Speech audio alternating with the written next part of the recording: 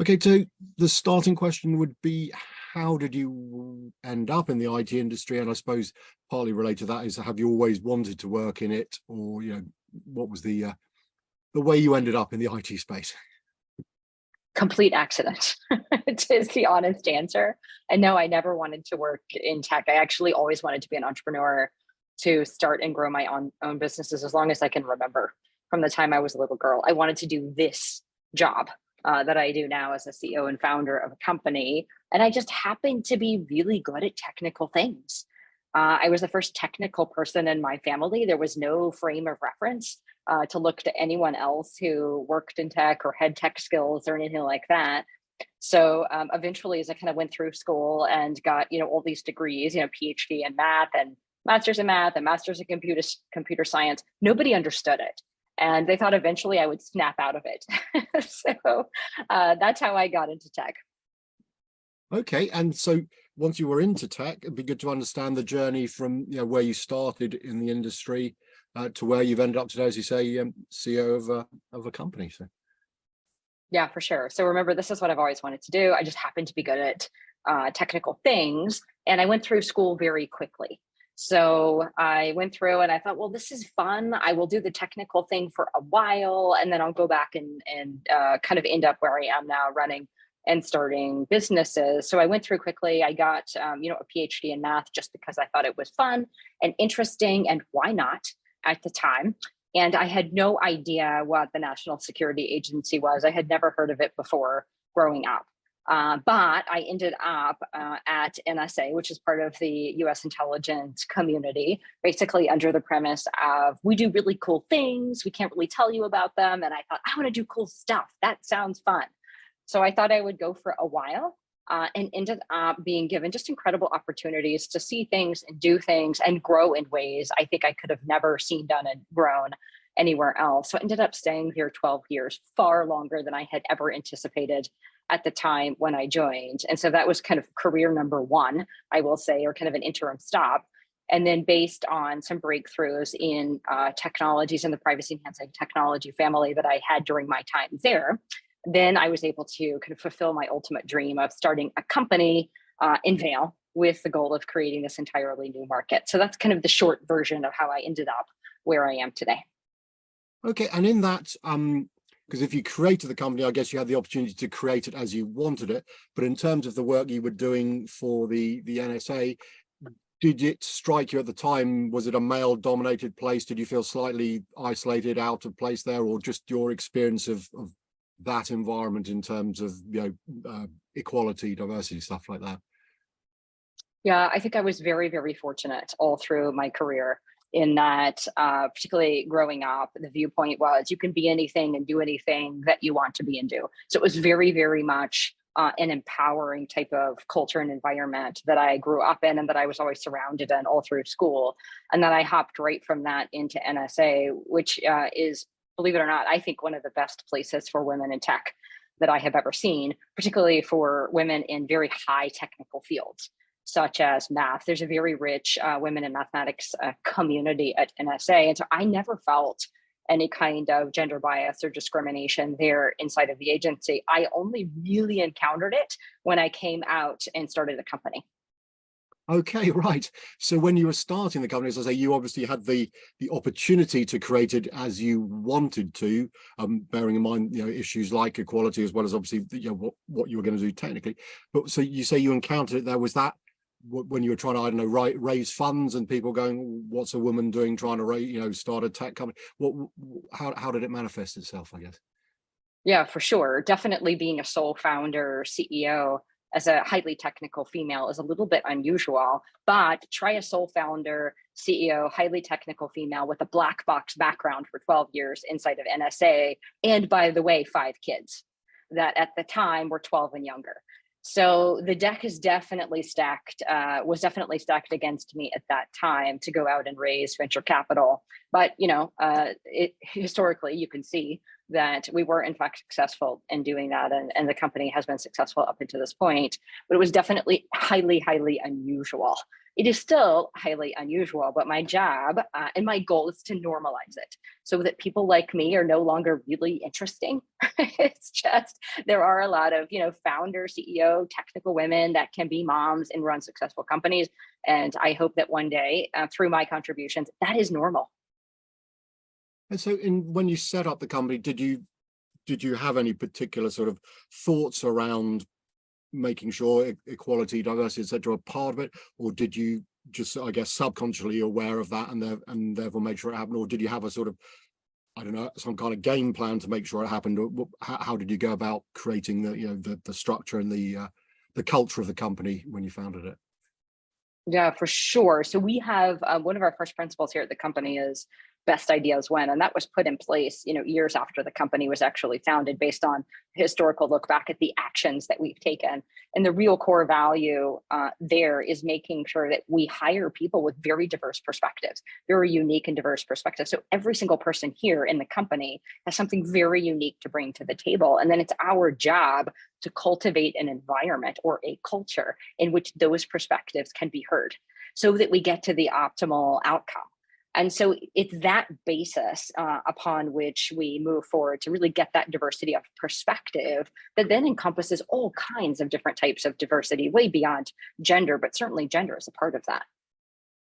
And in terms of the attitudes you've encountered, say early days, you were perhaps a bit of an outlier when it came to founding company, but just as you've grown with the company, have you noticed attitudes with whether, I don't know, your supply chain or just when you go to industry events, have attitudes hopefully improved in terms of equality, diversity, or do you find it depressingly the same as when you first started out in the industry?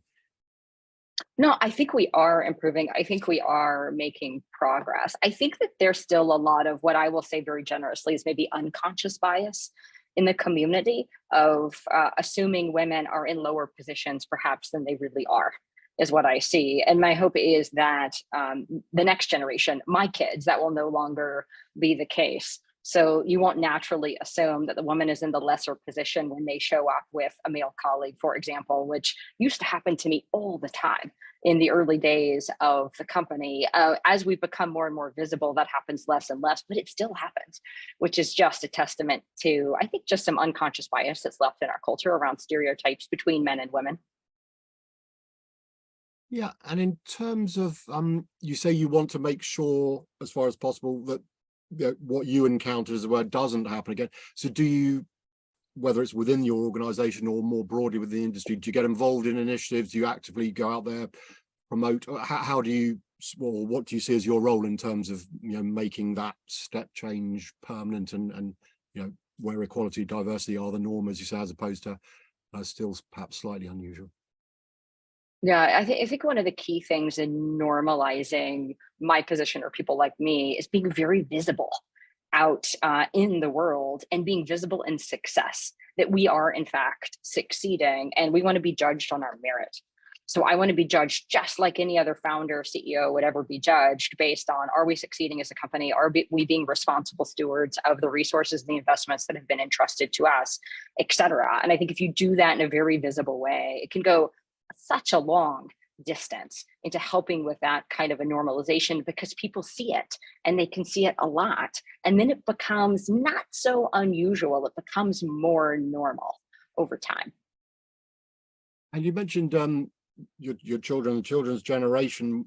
Do you think that they are more naturally aware of these issues and therefore understand them, and it's not equality, diversity are sort of more or less second nature to them? They don't have to be taught these things. Is that part of what you think will be the progress, just naturally the younger generation get it, and or do you think they do need to be educated, whether it's at school and college and stuff, that tech is a good career for anybody, not just the stereotypical once was certainly a male sort of coder that's perhaps not the most enlightened individual in the world, should we say? Yes, I do think there's a tremendous amount of progress being made in the next generation to come. I see it in my kids, I see it in my friends' kids, and yes, I do understand I have somewhat of a unique population that I touch directly, because it's normal for them to have a founder, CEO mom. That is not an unusual situation, right? They know what that looks like, they know what that feels like, et cetera. But I do see more prevalently those kind of indicators that we are making a ton of progress. I don't think we're going to solve it all through the next generation, but I have very high hopes that we'll make a ton of leap forward, just like previous generations have made for us to be able to stand here today. I think we will make progress moving forward. And then my hope is in the future, this will become more and more normal until at some point, these interviews like this are no longer interesting to people. Yeah, no, that's fair enough. And in terms of activities, whether it's within your company or more generally the industry, are there specific things that you think, I mean, you said obviously role models like yourself out there being successful, so people go, okay, that's, you know, that makes sense, that's normal, so I can do that. But are there other things you think need to be done, whether it's, you know, programs you might be running, organization, or the industry more generally just needs to sort of enlighten people? Because, you know, typically, as you say, visibility wise, if you watch a news program, you know, it's nobody's fault, I guess, but all the big hyperscalers, whatever it is, big IT companies, they tend to seem to have, you know, males at the top, and they're the people on the telly getting interviewed. So just how do you think that change can be affected in terms of programs, small or large? I think the first thing that we can do directly today for our own generation is encourage them. From a woman in tech perspective, to step up, to take seats at the table, and then to own the seats at the table once it's given to them. So I think that's huge. I think we can do a ton right now with our generation in that way. And then beyond that, for generations to come, there are a host and plethora of different programs that are targeting, you know, women in tech and encouraging basically kids of all ages as they come up through school that they can choose technical careers just as easily as they could choose, you know, careers in law or medicine or something else. And they should do what is most interesting to them. So all things being relatively equal, they can choose at an equal playing field. Okay, and maybe before we finish, I mean, I haven't asked you what it is your company does, so it'd be good to understand a bit. And when you founded it, I mean, were you, dare I say, a Me Too company, but you just thought you could do it better than somebody else, or was it a brand new, you know, look at a particular aspect? I think I'm guessing it's security related, but if you can just outline sort of the journey for the company in terms of the technology.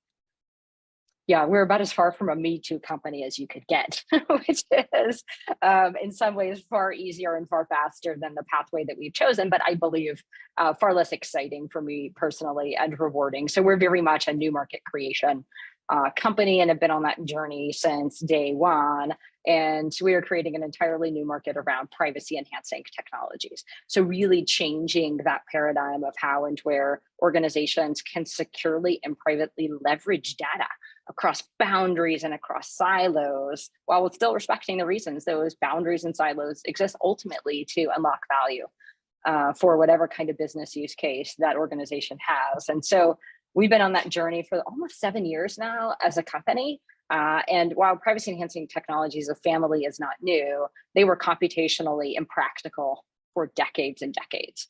So when we originally had some breakthrough of the utilization, specifically of one of those key pillars called homomorphic encryption of the PETS family about 7 years ago, then it gave us this really challenge and great privilege of now creating an entirely new market with the purpose of ultimately changing that paradigm. So we're about as far, like I said, from a Me Too company as you could get. But it means there's never a dull moment, and it's immensely rewarding to see something now that's been created out of what 7 years ago was absolutely nothing. And without laboring the point, do you think the success of the company would have been as much, well, sorry, I'll start again. If, as a female entering this industry, if you'd been doing something similar to somebody else and saying, I think we can just do this better, do you think you'd have found that more difficult to get backing and interest? But because you're coming into the industry with a brand new, people are going, oh, wow, this is a different, and it just helped that journey? Or do you think you would have had a similar reception, shall we say, as a woman in a sort of fairly male dominated space, regardless of, you know, what you'd come to the market with, if that makes sense?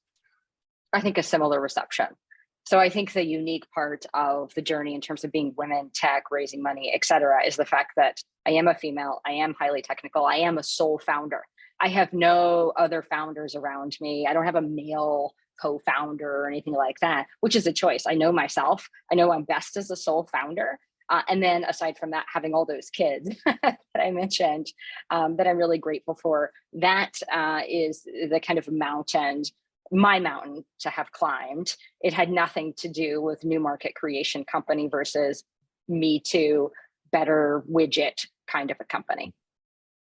And in terms, maybe just finishing up, in terms of folks looking at getting into the industry, whether it's a sort of girls coming towards the end of education or college, or women who may be already working in some industry or other and looking at the IT industry, any sort of thoughts of advice as to, for example, do you think it's obvious if you're looking for a job these days, you can find out what kind of culture there is in the company and therefore understand if they're going to be helpful and flexible? You mentioned you had 5 children, so if there's somebody that needs a bit of flexibility around childcare and stuff, do you think it's obvious, or is it still difficult for people maybe to identify a company's culture before they've actually joined it? I think you just need to be eyes wide open. Take a look at the company's culture and what they offer relative to your life and your personal situation. But aside from that, I would encourage folks to, and this is male and female, but we're talking about female, so for sure, female population as well, to evaluate opportunities in terms of what they think they will learn from it, to be exposed to, and how they will grow more than where they believe it will lead them. Because that experience and that growth is something that will be very valuable as you move through your career, which is rarely a linear progression. Okay, I think that's answered most of my questions. So, Ellison, I really appreciate the time you've given and the insights you shared. So thank you very much indeed. Thank you.